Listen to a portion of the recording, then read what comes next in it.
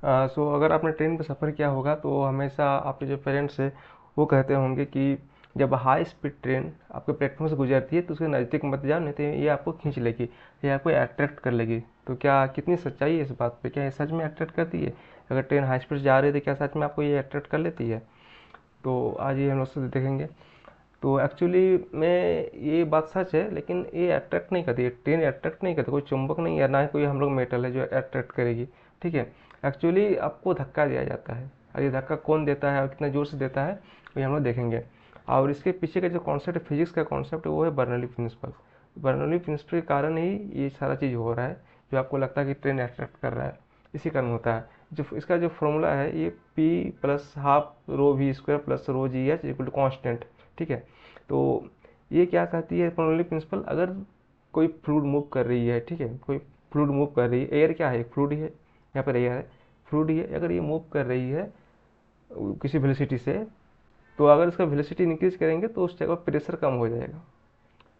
क्यों? ये देख लो, ये प्रेशर है, ये रो भी है और रो जी एच है, ये कांस्टेंट होना चाहिए, इस साइड में कांस्टेंट होना चाहिए, जो वेरी करेगा इधर आप इसको, अगर ये इंक्रीज हो रहा है तो ये डिक्रीज होना चाहिए, या फिर ये डिक्रीज होना चाहिए, कोई एक तो डिक्रीज होना चाहिए, तभी इधर कांस्टेंट रहेगा ना। तो रो क्या है? डेंसिटी ऑफ एयर है, डेंसिटी ऑफ एयर हमेशा कांस्टेंट ही रहेगा, कुछ इस केस में कांस्टेंट है, तो ये चेंज तो नहीं हो रहा है। जी क्या? ग्रेविटी, ये भी चेंज नहीं हो रहा है। हाइट है, हाइट भी चेंज नहीं हो रहा है, क्योंकि उसी जगह पर हम लोग हाइट, मतलब ट्रेन जो हॉरिजेंटली मूव कर रहा है यहाँ पे, तो हाइट में चेंज, तो ये चीज़ भी कांस्टेंट है। ठीक है। अब ये दोनों ही वेरी कर सकता है, तो मान लेते हैं कि वी मेरा वेलोसिटी वेलोसिटी इंक्रीज हो रहा है, कारण कि train velocity high speed train है तो वेलोसिटी है उसके पास। अगर ये अगर वेलोसिटी इंक्रीज कर देते हैं तो डिक्रीज क्या होना चाहिए? प्रेशर, तभी ये कांस्टेंट रहेगा।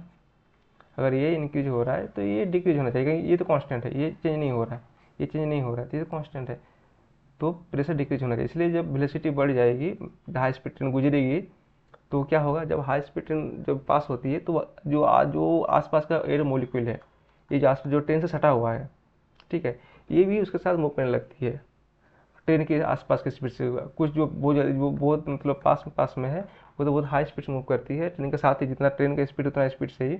लेकिन जो इधर का मोलिक्यूल थोड़ा सा कम स्पीड के से मूव करती है, लेकिन मूव करती है बहुत हाई स्पीड से। अगर ट्रेन बहुत हाई स्पीड ट्रेन है तो उसके साथ मूव करती है।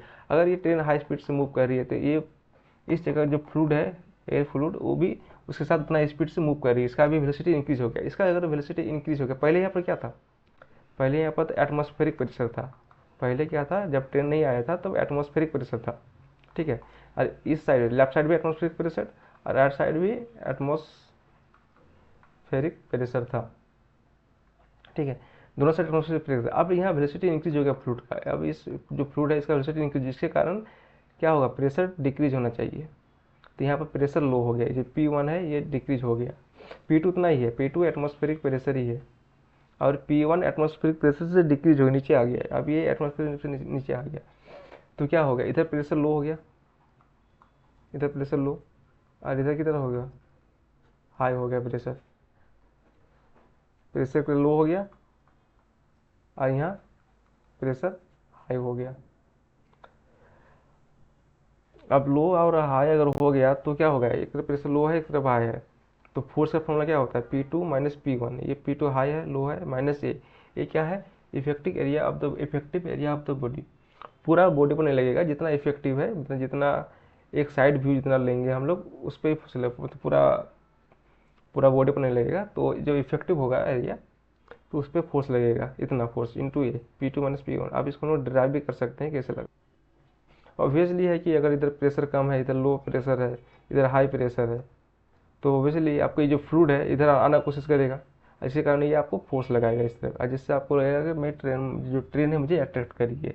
एक्चुअली ये जो फ्लूइड है जिसमें एटमॉस्फेरिक प्रेशर है, वो आप पे फोर्स लगा रही है, जिसके कारण आपको लग रहा है कि ट्रेन आपको अट्रैक्ट कर रही है। और ये बोझ, अगर इस ट्रेन का स्पीड बहुत बहुत हाई है तो यहाँ प्रेशर बहुत कम हो जाएगा, अब बहुत ज़ोर से आपको फोर्स लगेगा, जिसके कारण आपका एक्सीडेंट भी हो सकता है। तो आप इसको हम लोग कैलकुलेट भी कर सकते हैं, कि यहाँ मैंने कैलकुलेट कर रहा हूँ।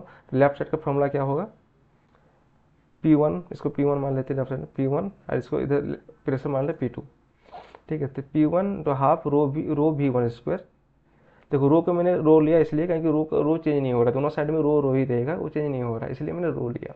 प्रेशर अलग अलग हो सकता है, इसलिए P1 P2 लिया है। व्यू भी अलग अलग होगा, इसलिए V1 V2 लिया है। रो तो चेंज नहीं होगा, रो लिया। जी भी चेंज नहीं होगा, तो जी दोनों से लिया है, और एच दोनों से लिया है, बराबर कांस्टेंट। तो ये आपका हो गया फॉर्मूला अभी दोनों साइड का। अब डेरिवेशन डिराइव करेंगे कितना हो रहा है, कैसे हो रहा है।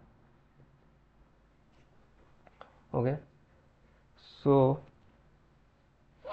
तो हम लोग अगर रो जी एच यहाँ भी है, यहाँ भी रो जी एच है, तो क्या हो जाएगा ये P1 plus P2 rho V1 का square equal to constant minus rho ji H, ऐसा लिख सकते हैं।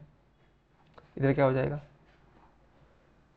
P2 plus half rho V2 का स्क्वायर माइ, ठीक है, या प्लस रो जी एच है, तो बराबर कांस्टेंट माइनस रो जी एच। सिंस रो जी एच भी कांस्टेंट ही है, चेंज नहीं हो रहा है, तो इसको कांस्टेंट 1 मान लेते हैं हम लोग। P1 plus half rho V1 का स्क्वायर बराबर एक कांस्टेंट 2 मान लेते हैं इसको, ठीक है। और सेम चीज़ इधर भी है, सेम चीज़ इधर भी है, तो इधर भी हम लोग P2 plus half rho V2 का स्क्वायर बराबर कांस्टेंट 2। इधर भी कांस्टेंट 2 है, यहाँ भी कांस्टेंट 2 है कि नहीं। मतलब क्या बोल रहा है ये कांस्टेंट 2, मतलब ये चीज़ और ये चीज़ कितना है, बराबर है। इसको लिख सकते हैं हम लोग ऐसा, P1 plus half rho V1 का square equal to, sorry, P2 plus half rho V2 का स्क्वायर हो गया। अब ऐसा लिख सकते हैं हम लोग कि P2 मतलब इसको इधर ले चल गए, ठीक है, तो क्या हो जाएगा P2 minus P1, P2 minus P1, ठीक है। इसको इधर लेके आ गए, इसको इधर लेके आ गए, तो मतलब P1 को इधर लेके आ गया, इसको इधर लेके आ गया,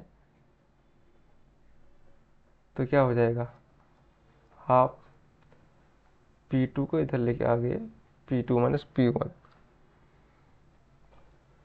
तो कितना हो जाएगा हाफ, और रो को भी कॉमन ले सकते हैं हम लोग, तो V1 का स्क्वायर माइनस V2 का स्क्वायर, और यहाँ हो जाएगा रो कॉमन हो गया, ठीक है। तो P2 माइनस P1 का वैल्यू कितना होगा, कितना हो जाएगा। ओके, तो क्या हो रहा है, अब ये इक्वेशन है, ठीक है, ये इक्वेशन, अब ये इक्वेशन है, तो इसमें क्या हो रहा है कि अब देखो V1 किधर था, लेफ्ट साइड में V1, ट्रेन के साइड में P1 V1, और ट्रेन के अपोजिट साइड में P2 V2। अरे यार इसको V2 करना है, इसको V2 करना है, ओके, ठीक है। तो ट्रेन के साइड में P1 V1 और इधर P2 V2। अब क्या हो रहा है, अब देखो V1 जो है वो ग्रेटर देन V2 है, ये ट्रेन के साइड में है, ये ट्रेन के साइड में है, ठीक है, और ये ट्रेन के मतलब इंसान को साइड में है, तो ये V1 is greater than V2। अगर V1 is greater than V2 है, ठीक है, तो ये चीज़ पॉजिटिव होएगा, ये पॉजिटिव होगा, ठीक है। तो इसको पॉजिटिव होने के लिए, इसको भी पॉजिटिव होने के लिए, अगर ये पॉजिटिव है ये भी पॉजिटिव होना चाहिए, अगर ये पॉजिटिव है तो ये पॉजिटिव होना चाहिए। इसका मतलब क्या हुआ, P2 is greater than P1, ये मेरा कंक्लूड निकला कि P2 is greater than P1। P2 is greater than P1 निकला मेरा, मतलब ये इधर प्रेशर हाई है, हाई प्रेशर, हाई प्रेशर, इधर प्रेशर कितना है, इधर लो प्रेशर। अब प्रेशर डिफरेंस कितना होगा, P2 माइनस P1, और एरिया से मल्टीप्लाई करेंगे तो फोर्स निकल जाएगा मेरा, जिससे आपको एक इधर फोर्स लगेगा और आप ट्रेन से टकरा सकते हो, जिससे आपका एक्सीडेंट हो सकता है। तो बस यही था कॉन्सेप्ट, ओके। एक चीज़ और, जो इफेक्टिव एरिया जो मैंने बोला वो क्या है, देखो इफेक्टिव एरिया कितना है, इफेक्टिव एरिया कितना होना चाहिए, जितना आपको मान लीजिए इधर से जो एयर मोलिक्यूल जो फोर्स लगा रही है आपको, ठीक है, तो तो आपका कितना एरिया इस साइड में फोर्स कर रहा है आपको, ठीक है, आपका कितना एरिया जो बैक साइड है आपका, मान लो इधर आप खड़े हुए हैं, तो इधर इस बैक साइड में आपका कितना एरिया इसको फेस कर रहा है इसको, ठीक है। और जो ऊपर से है एरिया या फिर जो नीचे से है, लेफ्ट साइड से है, राइट साइड से है, वो एरिया काउंट नहीं होगा।